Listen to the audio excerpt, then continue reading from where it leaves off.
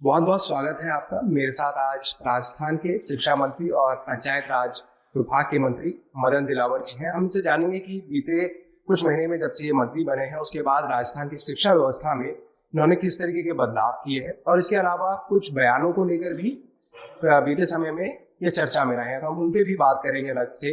Sir, पहले बताइए कि शिक्षा व्यवस्था को लेकर जब आप लोगों की सरकार आई भारतीय जनता पार्टी की दिसंबर में, आप लोगों का विजन क्या है? क्या आप शिक्षा व्यवस्था में यहाँ के जो पाठ्य पुस्तक है उसमें कुछ चेंजेस करने के बारे में सोच रहे हैं? क्योंकि आपने अकबर के बारे में और महाराणा प्रताप के बारे में भी कहा, तो कुछ चेंजेस आने वाले समय में देखने को मिल सकते हैं?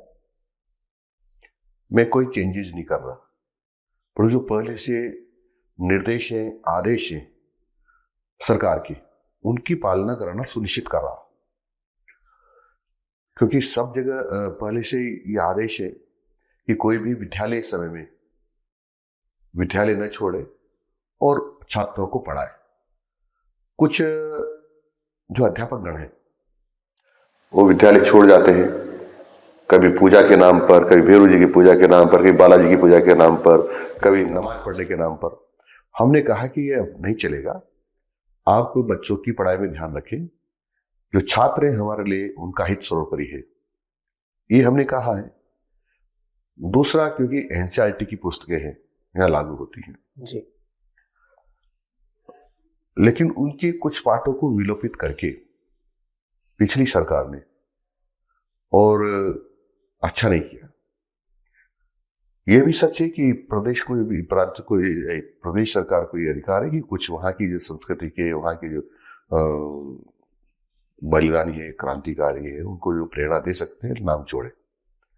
लेकिन कांग्रेस को अच्छी पुस्तकें के कुछ पाठ रास नहीं आए।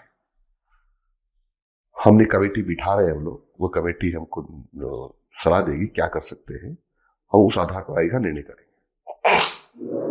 हमने कोशिश ये भी की है कि हमारे छात्र स्वस्थ रहें, उनका स्वास्थ्य ठीक रहे, इसलिए सूर्य नमस्कार प्रतिदिन हो, और ये निर्देश हमने जारी किए। एक ये भी कहा है कि हमारे जो पूज्य गुरुजन है वो कोई पाठ पढ़ाने से पहले उसको पढ़ करके जाए तो अच्छा रहेगा। छात्रों की शंका का समाधान ठीक प्रकार से कर पाएंगे, ठीक प्रकार से पढ़ा पाएंगे।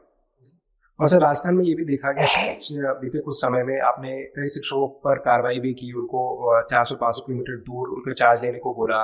इसमें भी कोटा का भी एक मामला आया।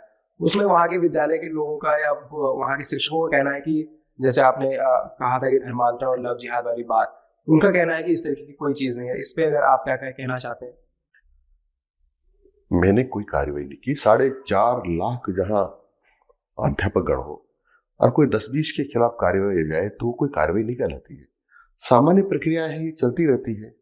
विद्यालय में कोई लव जिहाद को प्रश्रय देगा, उनके वहां की छात्राओं के रिकॉर्ड में धर्मी परिवर्तन करके लिख देगा और धर्मांतरण कराने की कोशिश करेगा, तो कार्रवाई तो निश्चित है, जरूरी भी है, वो हम करते हैं। और सर, ये देखा गया कि आपने अपने बयानों में इतिहास को लेकर आप काफी सवाल खड़े करते हैं, जिसमें आपने बात की अकबर की, महाराणा प्रताप की। तो ये इतिहास की जानकारियां जो है ये आपके पास कहाँ से आती हैं? ये जानकारियां का स्रोत क्या है? देखो, क्योंकि पूरा देश जानता है कि अकबर एक आक्रांता था, आक्रमणकारी था। इस देश की धरती से उसको कोई लेना देना नहीं था। वो हमको गुलाम बनाने के लिए उन्होंने कोशिश की। कुछ वर्षों हमारा देश का कुछ भाग गुलाम भी रहा, लेकिन महाराणा प्रताप ने उनसे लोहा लिया, कभी उनकी अधीनता स्वीकार नहीं की। उनको तो हम साधारण युद्ध पढ़ाए, और जो अकबर मीना बाजार लगा करके वहां से सुंदर हमारी माताओं और बहनों को उठा के ले जाए और उसके साथ कुकर्म करे, तो कुकर्मी है, बलात्कारी है, उसको कैसे महान बता सकते हैं? अकबर कभी भी हमारे देश की धरती के लिए या देश के निवासियों के लिए महान नहीं हो सकता। वो बलात्कारी है, तो सर हमें जो इतिहास में बताया गया वो ये कि उसके जो पूर्वज थे, बाबर आक्रांता था, लेकिन वो आने वाली उसकी पीढ़ियां जो है वो भारतीय हो गई और उसने भारतीय चीजों को ही बढ़ाया, जिसमें उसने एक अलग तरह की धर्म की परिकल्पना भी की थी कि सारे धर्मों का एक मिश्रण तैयार हो। कुछ भी करे, यदि महिलाओं का शील भंग करके, बलात्कार करके कुछ भी ज्ञान की बातें, उसका कोई अर्थ नहीं होता है। और सर आप राम मंदिर आंदोलन से भी जुड़े रहे, आप राम भक्त अपने आप को कहते हैं, लेकिन मेरा ये सवाल है कि जब अब राम मंदिर बन गया तो विश्व हिंदू परिषद के ही कुछ नेताओं का या उनके कुछ कार्यकर्ताओं का ये भी कहना है कि अब मथुरा और काशी की बारी है। अब क्या अभी आज ही नहीं कहा ये बात। हाँ, ये बात तो राम जन्मभूमि पर मंदिर नहीं बना था उसके पहले भी कहा, जब राम जन्मभूमि के लिए कार से हो रही तब भी कहा। लेकिन जब राम मंदिर बना तो सुप्रीम कोर्ट का फैसला आया, उसके बाद बना। क्या अभी भी आप लोग इंतजार करेंगे फिर एक फैसला आए, एक लंबे समय के बाद फैसला आएगा, या उससे पहले भी आप लोग सोचते हैं कि कोई अन्य रास्ते की तरह? भारतीय जनता पार्टी माननीय न्यायालयों का पूरी तरह से सम्मान करती है, उनके आदेशों की पालना करती है।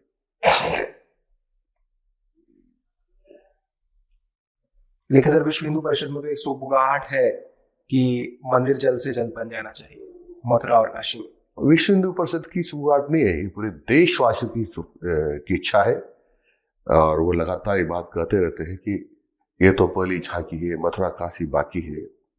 और ये भी कहा था देशवासियों ने कि ये तीनों शहर हमको दे दें, क्योंकि उनके हिसाब से ये हिंदू मंदिर थे, उनको तोड़फोड़ करके, नुकसान पहुंचा करके इस प्रकार की इमारतें खड़ी की जो ठीक नहीं थी। उस बात को दोहरा रहे हो, और माननीय न्यायालय भी लगातार इस बात की पुष्टि करता हुआ नजर आ रहा है। तो आपको लगता है कि मुस्लिमों को सौंप देना चाहिए ये दोनों से? देखो, कोई मुस्लिम हमारे दुश्मन नहीं है, मुस्लिम भी हमारे भाई हैं, ये देशवासी।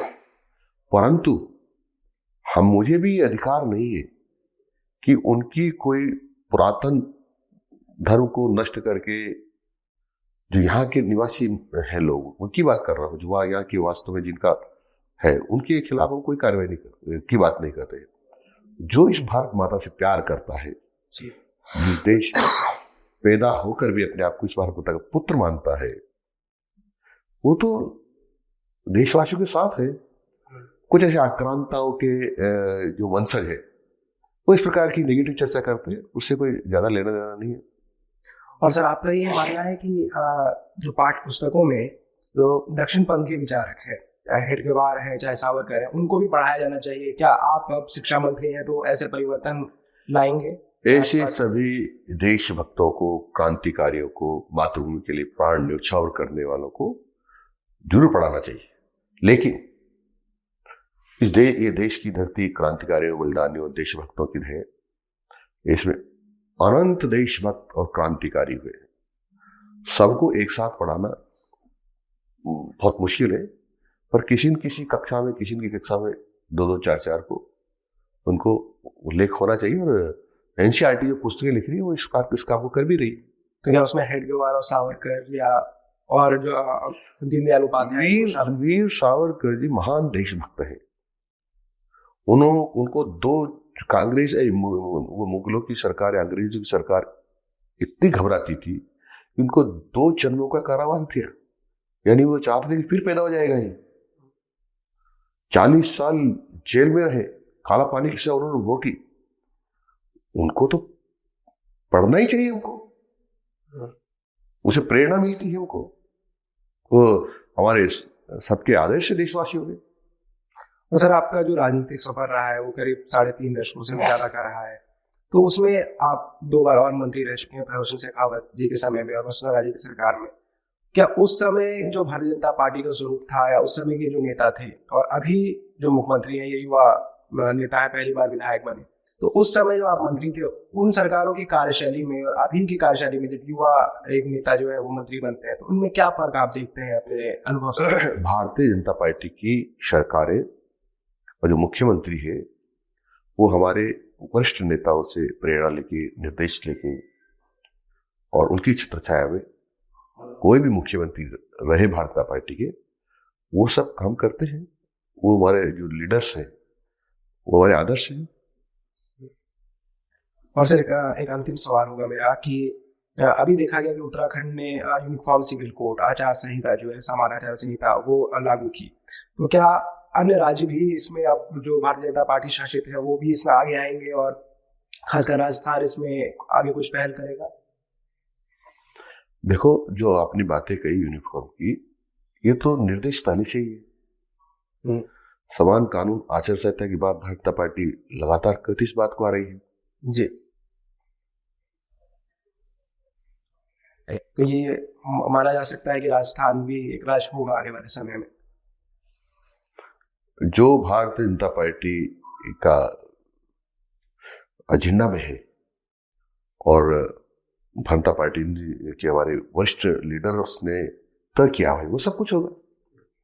अगर आप आरोप लगते हैं कि आप अल्पसंख्यकों के खिलाफ बोलते हैं, क्या आप मुसलमानों और ईसाइयों के खिलाफ बोलते हैं? इससे बड़ा झूठ कोई हो नहीं सकता। ये सब झूठ है। मेरे कई मित्रगण हैं, मुस्लिम हैं, अल्पसंख्यक हैं। मेरी एक राखीबंद बहन है सामू सार्लेट, मेरी एक राखीबंद बहन है सपूरन, मेरा एक मित्र है भाटी लगाता हूं सुल्तानपुर का। जी।